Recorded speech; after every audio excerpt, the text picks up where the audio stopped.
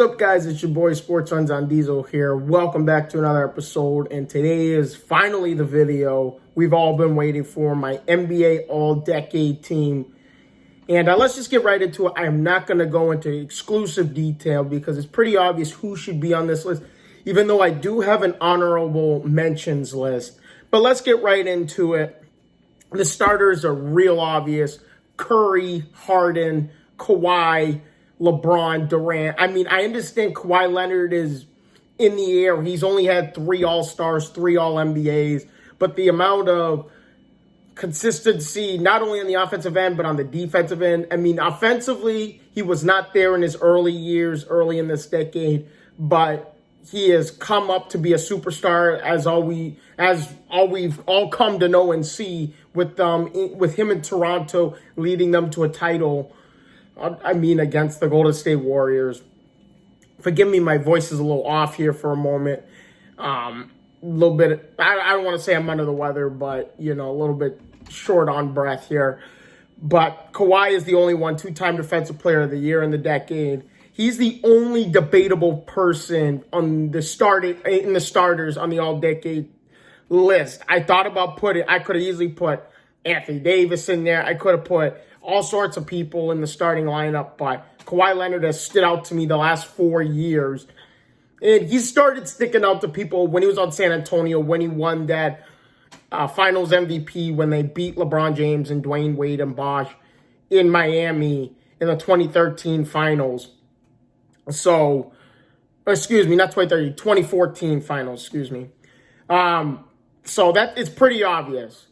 Like I said, Curry, Harden, Kawhi, LeBron, Durant. Those are my starting 5. It's like I kind of like split this up in the first team, all NBA first team, second team, third team, kind of in 5. You know what I mean? So second, the 6 through 10 spot on this lineup, I have Chris Paul, Russell Westbrook, Anthony Davis, Blake Griffin, Carmelo Anthony. And I know some of you are wondering, why isn't Kobe in the second all team? It's just, why do you have Carmelo over Kobe Bryant? And this was a hard thing to debate. I mean, Carmelo Anthony has more All-Stars, but that shouldn't matter. The level of consistency Carmelo Anthony has had over his career, especially in the multiple years he was with New York. And now that he's back and he's playing for Portland, he looks fresh, but obviously he looks fresh. He practically took a year off, so, so it's obviously, but I had to put Blake Griffin in it because there's no one dunker that has caught more bodies. I mean, he's worked on his outside game. His three-point shot is so much better than it was early in his career, because early in his career, he's too busy dunking on Kendrick Perkins, catching mad bodies, Paul Gasol. I mean, he caught so many bodies and dunks in the early 4 or 5 years of his career. That's why they called it Lob City. Him and DeAndre Jordan were just fantastic with Chris Paul as Clippers. And unfortunately, they didn't go as far as they should have gone, but as I think people would have thought they would have gone in the playoffs.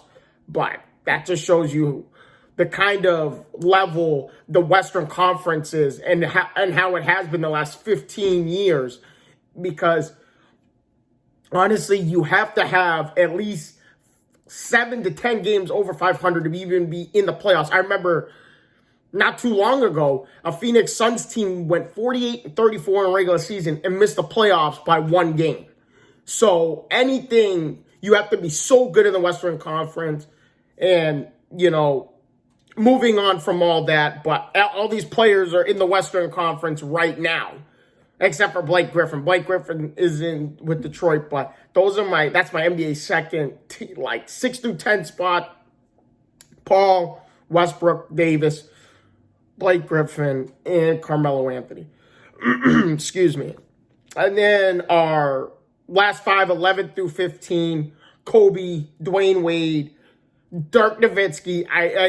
That's debatable. I had to put Dirk Nowitzki in there. LaMarcus Aldridge, Paul George. I loved, excuse me, my goodness, Kobe and Dwayne Wade. Let's just be real.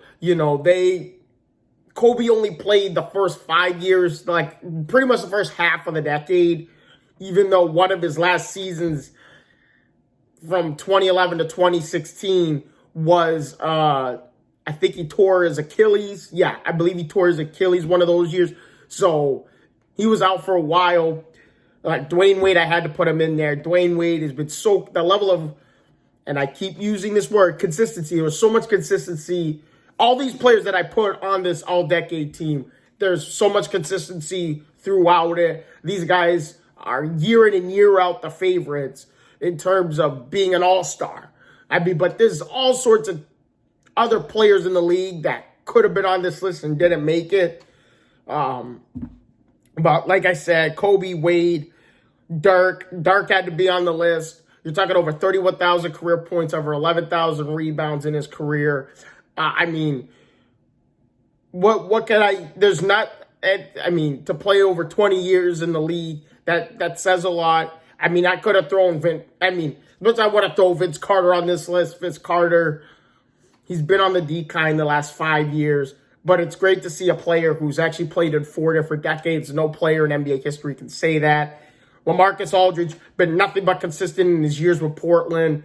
And now that he's on San Antonio, he's just as consistent as he was in Portland. A lost art in the game, the mid-range jump shot. He has got one of the best mid-range turnarounds in the game. And then you have Paul George, who hasn't been, a big superstar. You could start seeing the stardom in 2013 when they had that big playoff series against LeBron James and the Miami Heat. And Paul George was just, you could see the growth with Paul George. Unfortunately, we know Paul George had that horrific injury at a USA basketball practice.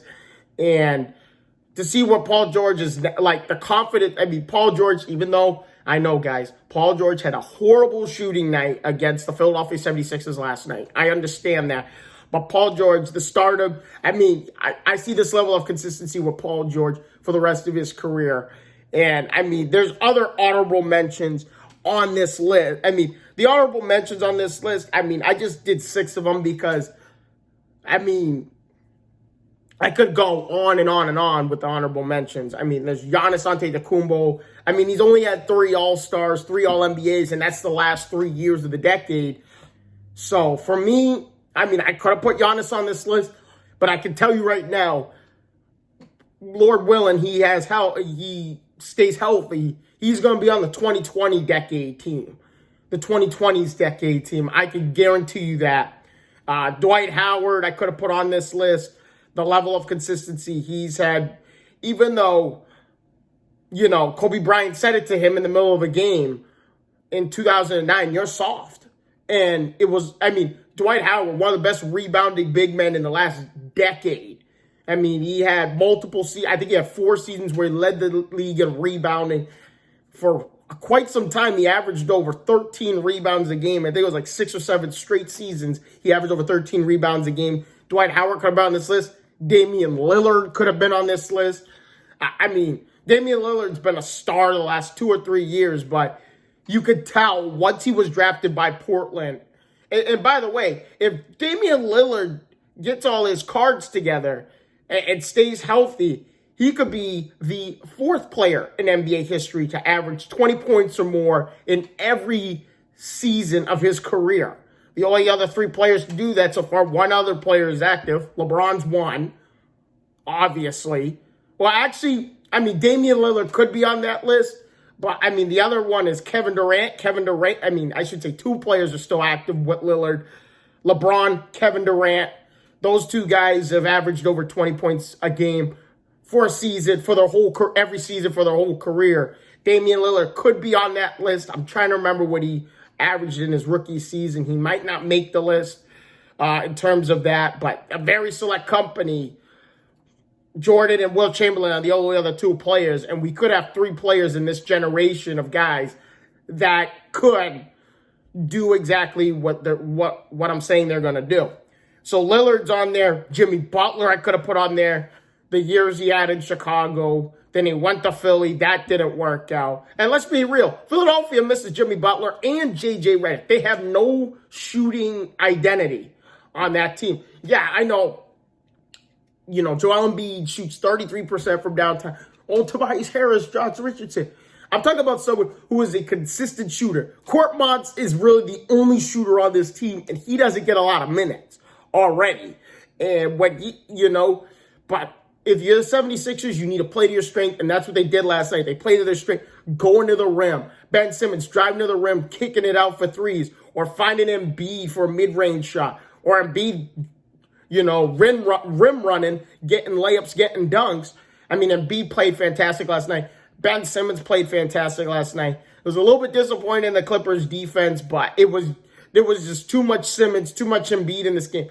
And Philly fans were probably very excited to see that win last night, because if Embiid keeps playing games like that, I'll tell you right now, Philadelphia won't have many problems. But the only problem I think they have on this team is there's no shooting. There's no consistent shooting on this team. I mean, yeah, Al Horford is shooting in the mid-30s for three-point range. Yeah, you can make that case all you want. I'm talking about someone who's just a straight shooter. Like Jimmy Butler can make his own shot. J.J. Redick was a straight shooter, just coming off curls, coming off picks and screens for threes, for twos, finding a way to be the shooter on the team, because now that keeps the defense honest on the perimeter, so Jimmy Butler could have been on this list. Klay Thompson could have been on this list, definitely. I mean, Klay Thompson, the second best shooter in the league. I mean, this is all debatable. I mean, I know Curry, Klay Thompson, two best shooters of their generation on the same team. Absolutely ridiculous shooting. And then, obviously, I could put Kyrie Irving on there. Those are 6 guys I had as honorable mentions, because they could have easily have been on this list and they didn't make the list.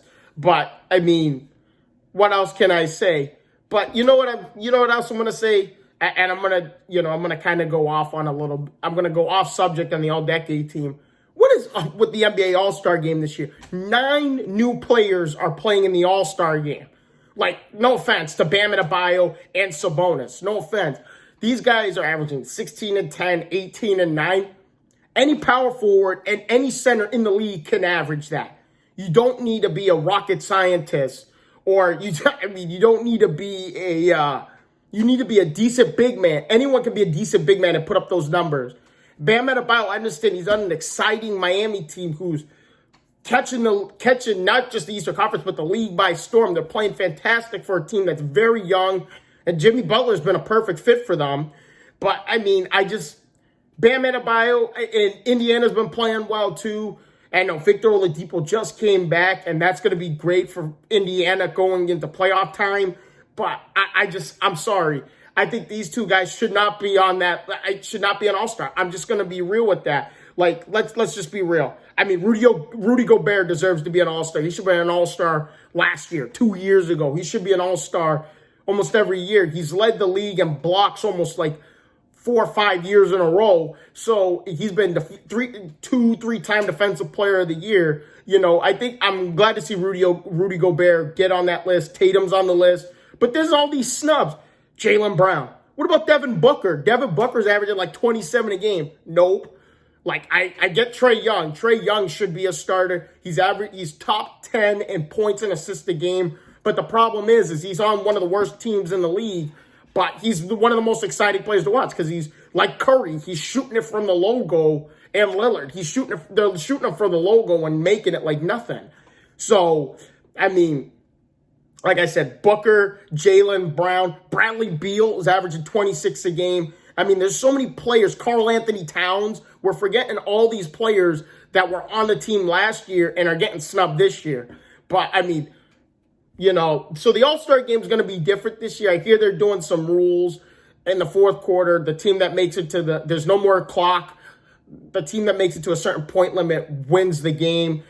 Whatever NBA wants to do, they can do whatever they want. But for me, I just think a lot of players got snubbed in the All-Star voting this year. But anyways, that's all I got for you today. Stay tuned for more content. Please leave a like and subscribe to the channel if you haven't already. Like I said, I mean, this is Sports Runs on Diesel here. Thank you guys so much for your support, and I will see you guys all in the next one. Deuces.